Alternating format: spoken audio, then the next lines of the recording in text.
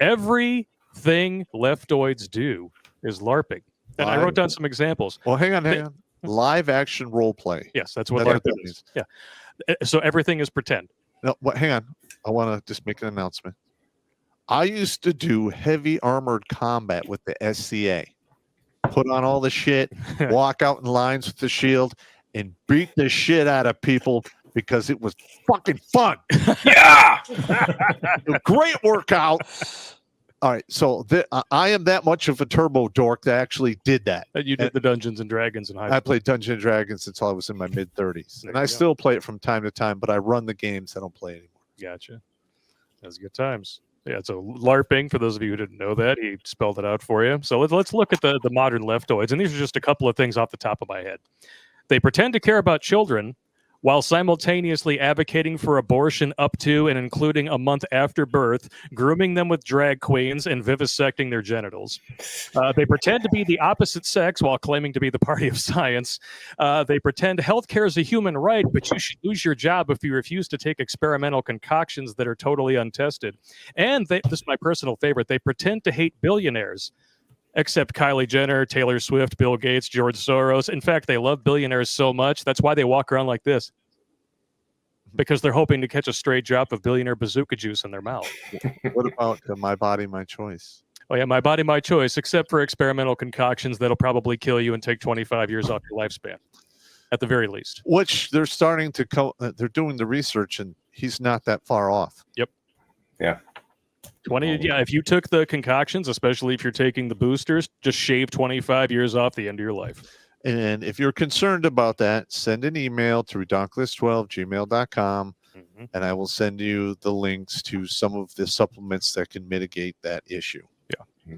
There is currently a whole platoon of doctors who got excommunicated from the COVID cult back in 2020. They used to work at like Henry Ford and a bunch of other hospitals in the surrounding areas. They all came together, created their own clinic, and they have created an official protocol for purging spike proteins from these vaccines. Do you know these guys?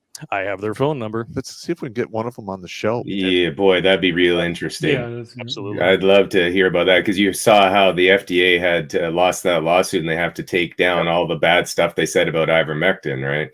And you're like, just a shill operation. just, you look at the level of just misinformation for real that was promulgated by authorities. And you know what the real tragedy of this whole thing is that you just can't trust authority anymore. Well, how many people do we have to throw in the dirt before we say, you know what? It's time to replace those guys with people who actually give a shit about us. Yeah. Well, this is what happens. You go from a Congress that's built primarily on military experience to a Congress that's built on bureaucracy. Correct. And the biggest red flag between that whole thing is, oh, go get your free shot. Yeah.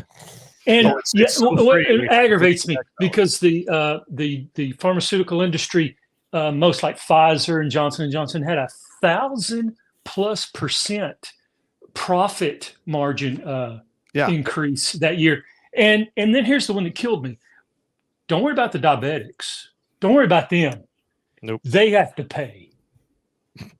But healthcare is a human right, I thought. Yep. Oh. Right. And, we got, how many people are dying from diabetes? A lot of people. Yeah. Right. And you're not giving that one away. If you're going to give something away, do it. I was in MPX up at Selfridge Air National Guard Base about 6 weeks ago. And I was buying stuff at Class 6. That's where you buy cheap alcohol. I'm sorry. I'm not. I had bought some other stuff, and I had a bottle of some Glenlivet because I don't want to pay tax on it there. You don't pay tax on post. I'm literally standing behind in line with his, I think, a major who's a chaplain. And he tries to strike up conversation with me, and I'm like, sir, please don't speak to me, because what your kind did during the whole COVID vax mandates is absolutely shameful. And as far as I'm concerned, you can go fuck off, sir. Turn around, pay for your shit, and get out of my way. And he was like, listen, the number one people in the military who should have been fucking going absolutely berserk about this vax mandate, especially for religious exemptions, should have been all of the chaplains. And I don't care what denomination or whatever name you use to call the universe. You should have been fighting tooth and fucking nail for those guys. You rolled over on them. A lot of them are dead. A lot of them are permanently maimed. Fuck you. All right.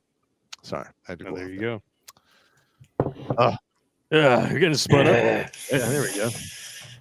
Hey, Pop, what does the military do about somebody who becomes diabetic, let's say? You're gone.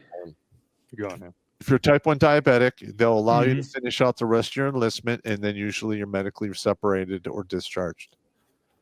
You know, they don't try to maintain it for you. You know, it all depends.